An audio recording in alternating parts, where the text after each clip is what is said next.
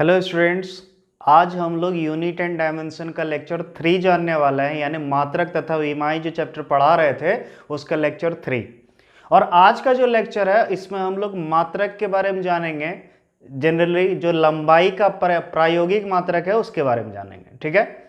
तो आपको पिछले लेक्चर में भी पढ़ा दिए थे, याद करो, एक प्रायोगिक मात्रक जिसका नाम क्या था, प्रकाश वर्ष। क्या नाम था? प्रकाश वर्ष। और हम बताए थे कि प्रकाश के द्वारा एक वर्ष में तय की गई दूरी को हम क्या कहते हैं? प्रकाश वर्ष। क्लियर है? याद करो, हम पढ़ाए भी थे और प्रूव करके भी दिए थे कितना होता है उसका मान। तो वो हम लोग पढ़ चुके थे। अब जो है हम लोग बहुत ही आसानी से और जो भी उसका प्रायोगिक मात्रक है लंबाई का, जनरली हम लोग उसका अध्ययन करेंगे, ठीक है। तो हम लोग क्या जानने वाले हैं? लंबाई का प्रायोगिक मात्रक, ठीक है। तो जरा समझो, जो लंबाई का प्रायोगिक मात्रक है वो दो तरह का होता है।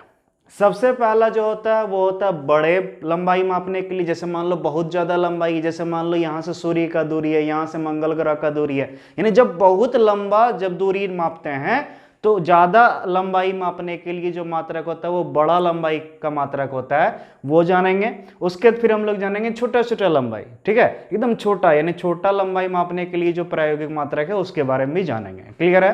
तो चलिए स्टार्ट करते हैं। हम लोग जो है सबसे पहला क्या पढ़ेंगे? तो हम लोग लंबाई का प्रायोगिक मात्रक पढ़ने वाले हैं। और सबसे पहला जो होगा वो क्या होगा बाबू? तो बड़े लंबाई नापने का प्रायोगिक मात्रक, ठीक है, यानी जो अधिक लंबाई, जब बहुत अधिक लंबाई होता है उसको मापते हैं। तो इसमें जो हम लोग का सबसे फर्स्ट हेडिंग है पहला, वो कौन है? खगोलीय मात्रक। जो पहला हेडिंग है वो क्या है? खगोलीय मात्रक। तो खगोलीय मात्रक क्या होता है अब उस चीज को समझ लो, बहुत ही आसान है। हम लोग का क्या हेडिंग है बाबू? खगोलीय मात्रक। तो समझो खगोलीय मात्रक क्या होता है। तो जैसे मान लो बाबू, ये क्या है? पृथ्वी है। ये क्या है? पृथ्वी यानी अर्थ, ठीक है। और ये जो है ये क्या है? सूर्य है, यानी क्या? सन, ठीक है, समझिए। ये पृथ्वी है और ये क्या है? सूर्य है। वैसे सूर्य के तुलना में पृथ्वी बहुत छोटा होता है, आकार थोड़ा बड़ा बना दिए, कोई दिक्कत नहीं। मान लो ये है पृथ्वी, ठीक है, समझ आ। ये पृथ्वी है और ये क्या है? सूर्य। तो समझना, पृथ्वी और सूर्य के मध्य कुछ तो दूरी होगा। बोलो, पृथ्वी और सूर्य के मध्य कुछ दूरी होगा।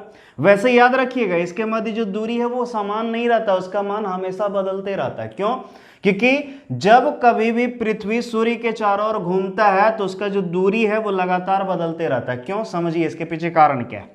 जनरली आप सोचते होंगे कि जैसे मान लो ये सूर्य है, समझना, आप सोचते होंगे कि ये जैसे मान लो सूर्य है और सूर्य के चारों ओर वृत्ताकार पथ में पृथ्वी घूमता है, ऐसा सोचते होंगे, लेकिन ऐसा नहीं होता बाबू, याद रखिएगा। जैसे ये सूर्य है तो सूर्य के चारों ओर जो पृथ्वी घूमता है वो वृत्ताकार पथ में नहीं घूमता है, उसका जो पथ होता है वो पथ कैसा होता है? वो होता है कैसा? एक्लिप्स, दीर्घ वृत्ताकार, ठीक है। तो इसका जो पथ ऐसे नहीं होके कुछ इस तरह करके होता है, ऐसा, ठीक है। तो पृथ्वी जो है इस रास्ते में घूमता है, देखो जरा से, यहाँ लंबाई ज़्यादा है, यहाँ थोड़ा कम है, यहाँ और कम है, यहाँ और कम है, इस तरह करके फिर बढ़ा, फिर थोड़ा घटा, फिर छोटा हुआ, फिर छोटा हुआ, फिर बढ़ गया।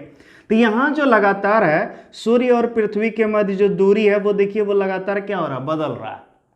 तो इसीलिए हम एक बोल दें कि इस तरह करके सूर्य तथा पृथ्वी के दूरी को हम कहते हैं क्या? खगोलीय मात्रक। तो ये गलत कहलाएगा। क्यों? क्योंकि दूरी हमेशा क्या होता है? बदलते रहता। तो आप कौन सा दूरी लीजिएगा, है ना? आपके मन में होगा सर कौन वाला दूरी ले, ये वाला दूरी ले कि ये वाला ले कि ये वाला ले कि ये वाला ले, कौन सा ले? तो इसीलिए हम ऐसा नहीं लेके क्या लेते हैं? इसका औसत निकाल लेते हैं। चूंकि इस जितना भी दूरी है सबको मिला करके एक औसत निकाल लेते हैं और उसी औसत दूरी को हम क्या कहते हैं? खगोलीय मात्रक, ठीक है।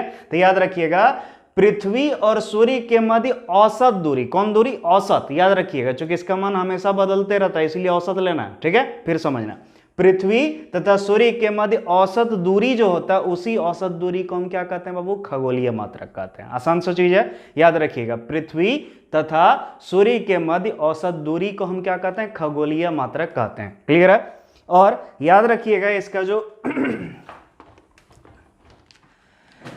ये पृथ्वी और सूर्य के मध्य जो औसत दूरी है, यानी बोल सकते हैं यहां से जो इसका औसत दूरी है, ठीक है, उसको कहते हैं खगोलीय मात्रक। और इसको सूचित किससे करते हैं? एयू से। किससे? एयू, क्योंकि इंग्लिश में कहते हैं इसको एस्ट्रोनॉमिकल यूनिट। क्या कहते हैं? Astronomical unit.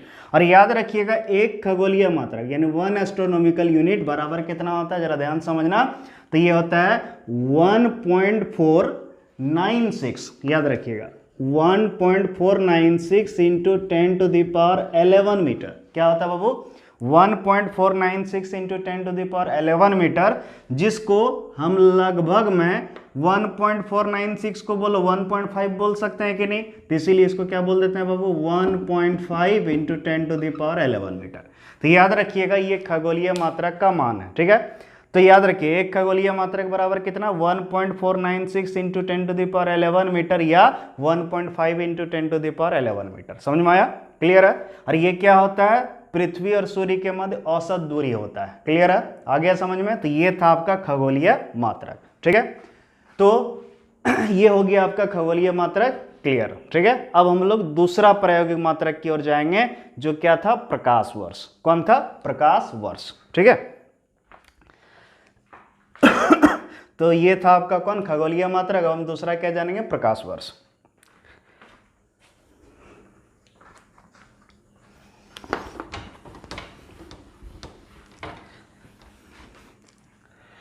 तो सेकंड जो है वो क्या है? प्रकाश वर्ष। और प्रकाश वर्ष के बारे में आपको हम बता चुके होंगे। प्रकाश वर्ष क्या था बाबू? तो प्रकाश वर्ष था आपका क्या? प्रकाश के द्वारा एक वर्ष में, प्रकाश के द्वारा एक वर्ष में तय की गई दूरी को हम क्या कहते थे? प्रकाश वर्ष। याद होगा, प्रकाश के द्वारा एक वर्ष में तय की गई दूरी को हम क्या कहते थे? प्रकाश वर्ष। और याद करो हम पिछला लेक्चर में उसका मान भी निकाले थे। याद करो उसका मान कितना आया था? बोलो तो 1 प्रकाश यानी एक प्रकाश वर्ष यानी 1 लाइट ईयर, LY मतलब लाइट ईयर, बराबर कितना था? बोलो तो, याद है? तो उसका वैल्यू था कितना? 9.46 into 10 to the power 15 metre. कितना था बाबू? 9.46 into 10 to the power 15 metre. ये क्या था? एक प्रकाश वर्ष का मान। क्लियर है? तो ये चीज आपका दिमाग में रखना है, ठीक है। तो ये क्या था? प्रकाश वर्ष।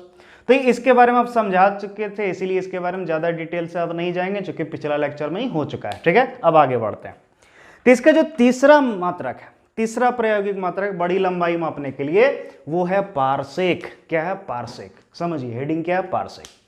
तो ये जो पारसेक है ना बाबू, ये सबसे बड़ा मात्रक है लंबाई का। और ये पारसेक होता है क्या है, जरा समझना।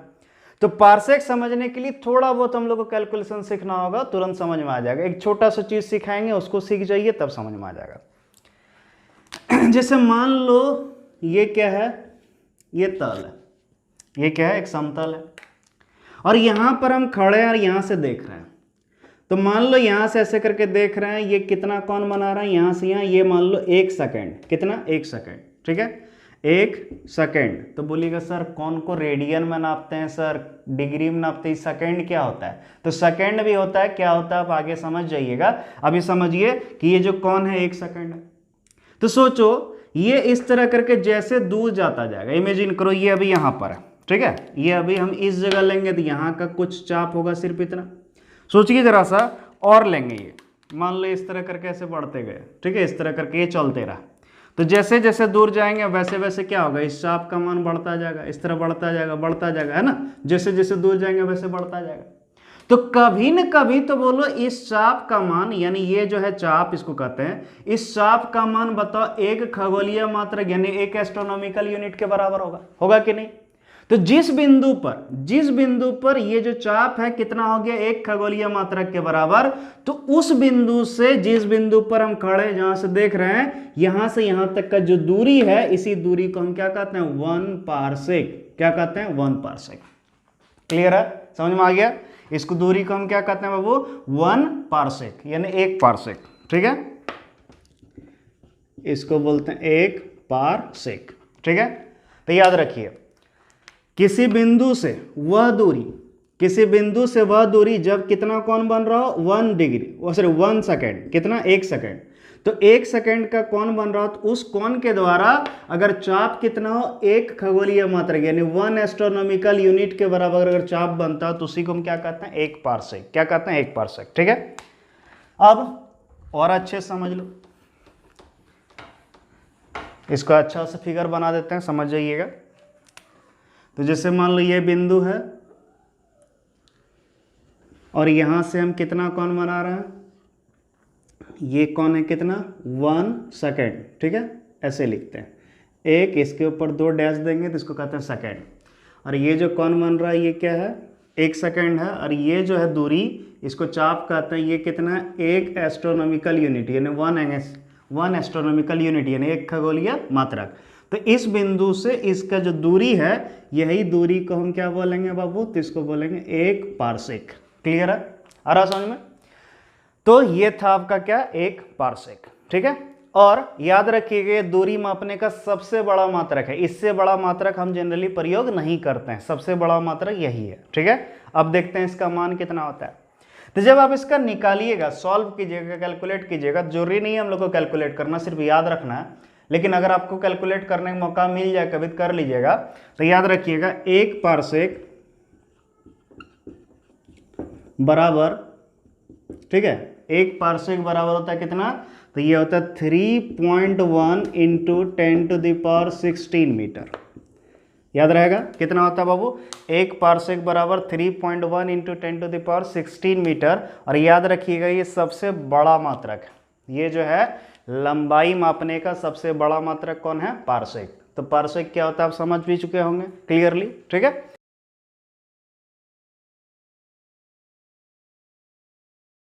अब हम लोग आगे बढ़ते हैं, यानी लंबाई नापने का छोटा मात्रक देखते हैं। ठीक है, तो ध्यान से देखो,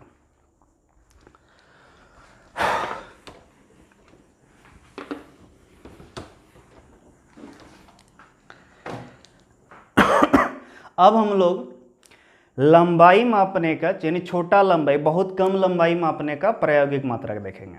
तो सबसे पहला जो प्रायोगिक मात्रक है वो क्या है, फर्मी। क्या है, फर्मी। तो फर्मी क्या होता है समझिए, जो परमाणु का नाभिक होता है, तो उस नाभिक को मापने के लिए सोचो, परमाणु तो खुद छोटा होता है और उसका भी नाभिक यानी उससे भी छोटा, तो उस नाभिक को मापने के लिए जो मात्रक का प्रयोग करते हैं उसी को हम क्या कहते हैं, फर्मी। ठीक है, क्या बोलेंगे, फर्मी।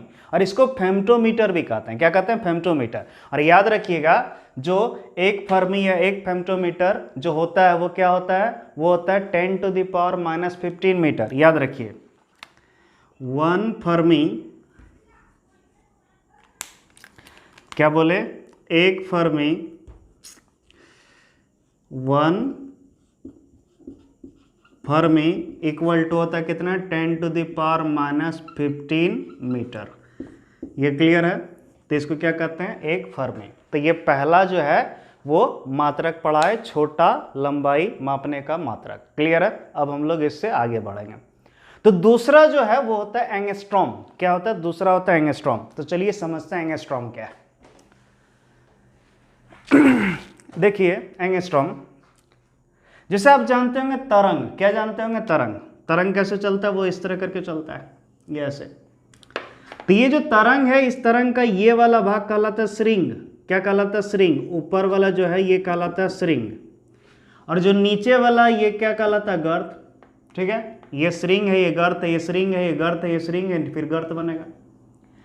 तो 2 कर्मागत श्रिंग, यानी ये श्रिंग और इसके ठीक बाद वाला श्रिंग, यानी ये श्रिंग हो गया, एक दूसरा श्रिंग हो गया, या 2 कर्मागत गर्त, यानी ये गर्त और ये गर्त। ठीक है, तो इसके मध्य जो दूरी होता है, याद रखिए 2 कर्मागत श्रिंग के मध्य जो दूरी होता है उसको सूचित करते हैं लैम्डा। सर ये कहलाता है इसका क्या, तरंग दैर्ध्य। क्या कहलाता है, तरंग दैर्ध्य। याद रखिएगा 2 कर्मागत श्रिंग के मध्य दूरी को उसका तरंग दैर्ध्य कहते हैं, यानी उसके लंबाई को हम क्या कहते हैं, तरंग दैर्ध्य। और इसको सूचित किससे करते हैं, लैम्डा से। ठीक है, तो उसी तरह ये और ये जो 2 कर्मागत गर्त है, इसके मध्य दूरी को भी लैम्डा कह सकते हैं, यानी तरंग दैर्ध्य।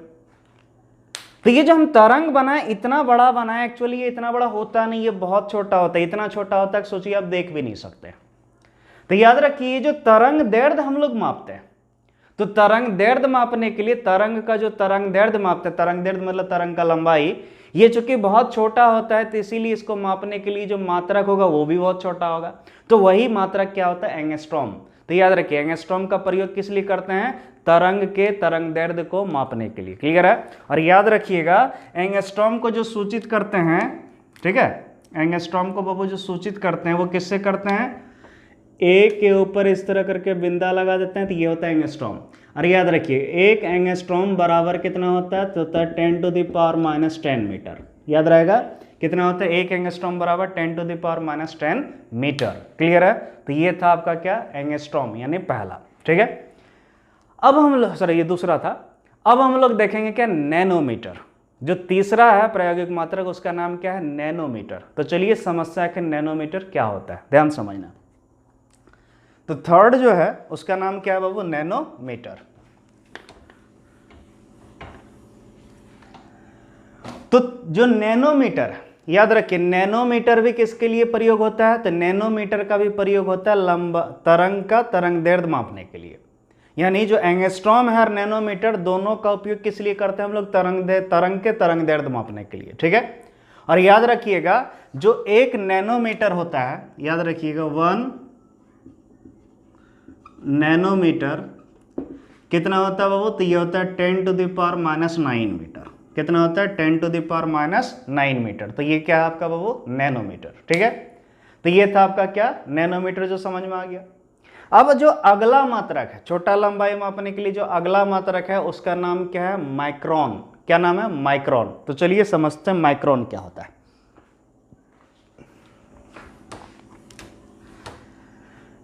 तो जनरली जो सूक्ष्म मतलब वैसा कण, समझना, वैसा कण जिसको किसके द्वारा देखा जाता है, सूक्ष्मदर्शी के द्वारा। किसके द्वारा, सूक्ष्मदर्शी के द्वारा। तो उस कण का जो लंबाई होता है वही कहलाता है क्या, माइक्रोन का ऑर्डर का होता है। किस ऑर्डर का होता है, माइक्रोन ऑर्डर, यानी माइक्रोन की कोटि का, यानी बहुत छोटा का। और याद रखिएगा उसका लंबाई मापने के लिए जो हम मात्रक उपयोग करते हैं उसी कहते हैं माइक्रोन। क्या कहते हैं, माइक्रोन। और याद रखना एक माइक्रोन जो होता है बाबू वो होता है कितना, 10⁻⁻⁶ मीटर। याद रखिएगा 1 माइक्रोन इक्वल टू कितना होता है, 10⁻⁻⁶ मीटर। आ रहा समझ में, ठीक। तो ये था आपका लंबाई मापने का बड़ा मात्रक और छोटा मात्रक जो कि हो गया। अब हम लोग इससे आगे बढ़ेंगे, ठीक है। तो देखो अभी हम लोग क्या पढ़े, अभी हम लोग लंबाई मापने का प्रायोगिक मात्रक पढ़े। अब हम लोग जानेंगे क्षेत्रफल मापने का कुछ प्रायोगिक मात्रक और क्या, द्रव्यमान मापने का कुछ प्रायोगिक मात्रक। जैसे क्षेत्रफल अगर मापते हैं तो उसमें सबसे छोटा अगर जो क्षेत्रफल मापे, सबसे कम क्षेत्रफल, वो किस में नापते हैं, बार्न में। किस में, बार्न में। और याद रखिएगा एक बार्न बराबर होता है कितना, 10⁻⁻⁻28 मीटर स्क्वायर। यानी सोचिए कितना छोटा होगा। तो सोचिए बहुत कम अगर क्षेत्रफल नापते हैं तो किस में नापते हैं, बार्न से। और याद रखिए एक बार्न बराबर कितना होता है, 10⁻⁻28 मीटर स्क्वायर। क्लियर है, यानी इतना मीटर स्क्वायर किसके बराबर होता है, एक बार्न के। उसी तरह दूसरा जो हम लोग का मात्रक होता है वो होता है एकड़। आप पढ़े होंगे एकड़, ठीक है, बहुत सुने होंगे। जैसे हम लोग का जमीन 1 एकड़ है, 2 एकड़ है, वगैरह वगैरह बोलते हैं ना।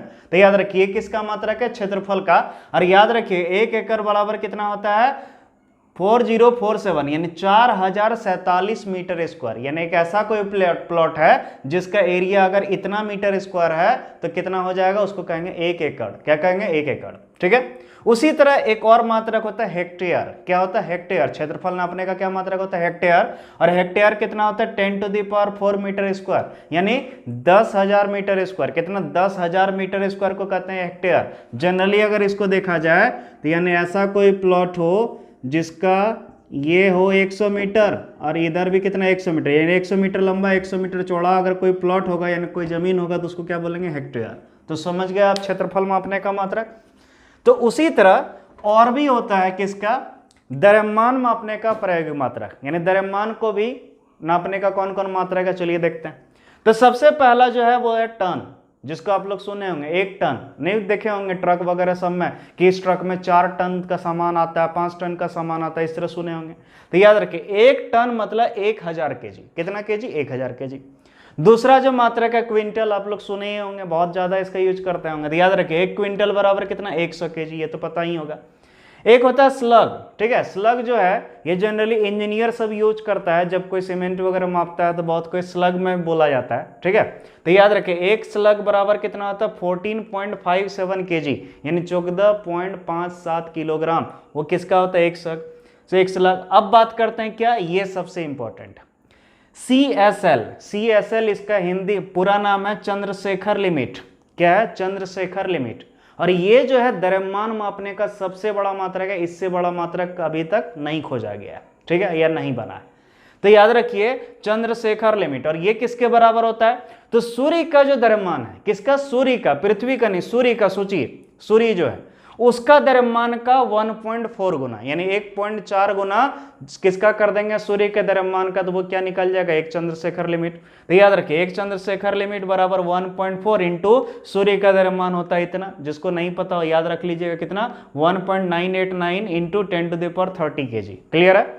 तो जब इसको सॉल्व करेंगे एक चंद्रशेखर लिमिट, जब इसको गुना करेंगे तो इतना केजी आएगा, कितना 2.7846 इंटू 10⁻30 kg। क्लियर है। तो याद रखिए ये जो है चंद्रशेखर लिमिट है, ये सबसे बड़ा मात्रक है किसका, द्रव्यमान मापने का। क्लियर है। इससे बड़ा मात्रक अभी तक द्रव्यमान मापने के लिए बना नहीं है। ठीक है। तो चलिए आज जो है ये हो गया, अब इससे आगे बढ़ते हैं। अब जो है हम लोग कुछ और चीज जानने वाले हैं। ठीक है, कुछ ग्रीक अल्फाबेट्स। तो बोलिएगा सर ग्रीक अल्फाबेट्स क्या है। तो जैसे मान लो आप जब फिजिक्स पढ़िएगा तो कहीं पर आपको ऐसा लिखा हुआ मिलेगा इस तरह करके, तो बोलिएगा ये क्या है, आपको ऐसा मिलेगा। ठीक है, आपको ऐसा मिलेगा, आपको ऐसे मिल जाएगा, आपको ऐसे मिलेगा, आपको ऐसे मिलेगा, इस तरह करके मिलेगा। तो ये जो संकेत है इसको नाम तो जानना चाहिए ना, ये क्या क्या चीज है। जैसे ये क्या है, अल्फा है, ये क्या है, बीटा है, ये क्या है, गामा है, ये डेल्टा है, ये फाई है, ये साई है, ये थीटा है, ये ईटा है। आ रहा समझ। तो ये सब कुछ संकेत है, यानी इसको कहते हैं ग्रीक अल्फाबेट्स। ठीक है, ग्रीक जो लैंग्वेज है उसका ये अल्फाबेट्स। जैसे अंग्रेजी का अल्फाबेट्स ये ए बी सी डी, ये सब किसका, अंग्रेजी का अल्फाबेट्स है। उसी तरह ये सब है ग्रीक अल्फाबेट्स। तो याद रखिए फिजिक्स में बहुत जगह जैसे हम बोलेंगे कि इसको अल्फा द्वारा सूचित की जाती थी, इस तरह आपको लिख देना है। बोलेंगे इसको बीटा द्वारा सूचित की जाती है, इस तरह लिख देना है। तो आप जानिएगा तब ना कि इसको क्या कहते हैं। तो इसीलिए ग्रीक अल्फाबेट्स है जो आपको यहां पर सामने तो ये जो था ये ग्रीक अल्फाबेट्स जो आपको सामने यहां पर दिख रहा है, ये सारा क्या है, ग्रीक अल्फाबेट्स। क्या है, ग्रीक अल्फाबेट्स। तो आप इसका स्क्रीनशॉट लेकर के भी आप नोट कर सकते हैं। समझ में आ गया। तो ये याद रखना जरूरी है कि यहाँ कौन अल्फा है, कौन बीटा है, कौन गामा है, कौन डेल्टा है, कौन साई है, कौन फाई है, कौन है ना ईटा है, थीटा है। तो ये सारा चीज जानना होगा। क्लियर है। तो ये आपका कौन है, ग्रीक अल्फाबेट्स। ये नहीं जानोगे तो बड़ा तकलीफ होगा। ठीक है। अब हम लोग आगे बढ़ते हैं। अब जो है हम लोग को कुछ जानने वाले हैं, क्या, प्रीफिक्स। क्या है, प्रीफिक्स। तो प्रीफिक्स क्या होता है जरा समझते हैं। तो हम लोग जानने वाले हैं कुछ प्रीफिक्स। जब ऐसा ही मात्रक हम लोग लिखते हैं तो वहां पर प्रीफिक्स का भी उपयोग करते हैं। जब किसी चीज का हम लोग ऐसा ही मात्रक प्रयोग करते हैं तो वहां पर कभी कभी प्रीफिक्स भी प्रयोग में लाया जाता है। तो प्रीफिक्स किसको कहते हैं जरा समझना। इसका हिंदी निकालोगे तो ज्यादा क्लियर है। तो देखो प्रीफिक्स जो है दो वर्ड से मिलकर बना, एक प्री और दूसरा फिक्स। प्री मतलब पहले और फिक्स मतलब स्थित, यानी जो पहले स्थित होता है उसको क्या कहते हैं, प्रीफिक्स। ठीक है। जैसे हम एक उदाहरण लेते हैं, समझ में आ जाएगा प्रीफिक्स क्या है।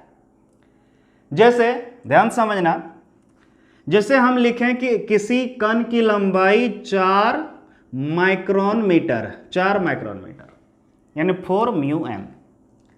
तो लंबाई का वास्तविक मात्रक क्या होता है, मीटर। लंबाई का मात्रक क्या होता है, मीटर। लेकिन देखो मीटर से पहले यहां कुछ है कि नहीं, ये क्या है, माइक्रोन। तो यही है प्रीफिक्स। क्लियर है। मान लो क्वेश्चन दे दे कि किसी कण की लंबाई 3 मिलीमीटर, किसी कण की लंबाई कितनी है, 3 मिलीमीटर। तो सोचो जरा सा 3 मिलीमीटर, तो मात्रक तो एक्चुअली मीटर है, लेकिन उससे आगे जो लगा ये क्या है, प्रीफिक्स है। तो ये इस तरह करके कुछ प्रीफिक्स लगता है और उसका वैल्यू आपको पता होना चाहिए, तभी आपसे न्यूमेरिकल बनेगा। जैसे 4 माइक्रोन मीटर, हमको इसका मान पता है कि 4 और माइक्रोन का वैल्यू होता है 10⁻⁻⁶, इसे लिखेंगे 10⁻⁻�6 मीटर। यहाँ 3 इंटू मिली का वैल्यू होता है 10⁻³ मीटर। तो ये पता रहेगा तब ना हम जान पाएंगे कि माइक्रोन का वैल्यू इतना होता है, मिली का इतना होता है, तब ना बदल पाएंगे। तो याद रखिए कुछ जो है प्रीफिक्स ऐसा होता है जिसका वैल्यू आपको याद रहेगा, तभी क्या होगा, बन पाएगा आपसे न्यूमेरिकल। तो प्रीफिक्स समझ गए। तो ऐसा ही मात्रक जो होता है उसके पहले जो लगा रहता है इसी को हम क्या कहते हैं, प्रीफिक्स कहते हैं। आ रहा समझ में। तो प्रीफिक्स का आपको वैल्यू पता होना चाहिए। और याद रखिए प्रीफिक्स 2 तरह का होता है। प्रीफिक्स कितना तरह का होता है, 2 तरह का। एक ऐसा होता है जिस पर पावर माइनस में होता है, जैसे यहां भी दिखा रहा है, और कुछ ऐसा होता है जिसका पावर किस में होता है, तो प्लस में भी होता है। किस में, प्लस में। जैसे मान लो दिया रहा है 4 मेगावाट, क्या दिया, 4 मेगावाट। तो इसको हम कैसे लिखेंगे, 4 इंटू मेगा मतलब होता है 10⁻+6 वाट। ठीक है, ये हो गया। तो 4 मेगावाट, तो ये जो मेगा है ये भी प्रीफिक्स है, लेकिन देखो इसका पावर किस में है, प्लस में।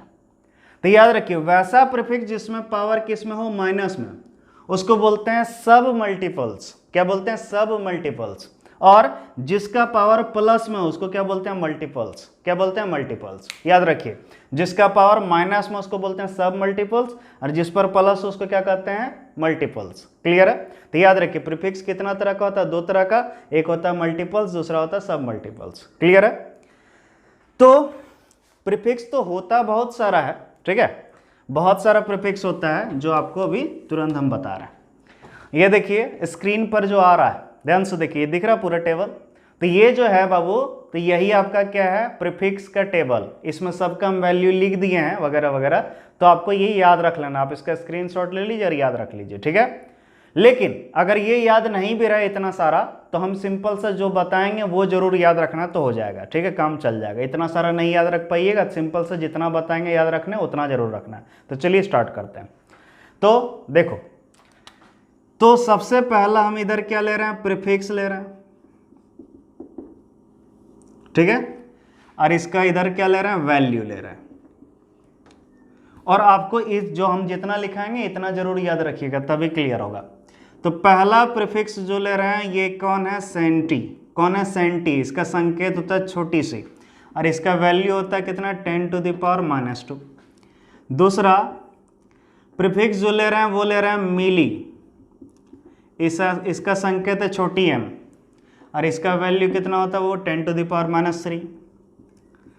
तीसरा जो ले रहे हैं वो क्या ले रहे हैं, तो ले रहे हैं माइक्रोन। इसको किससे डिनोट करता है, म्यू से। सूचित किससे करता है, म्यू से, और इसका वैल्यू होता है कितना, 10⁻6। चौथा जो ले रहे हैं, ठीक है, वो है क्या, नैनो।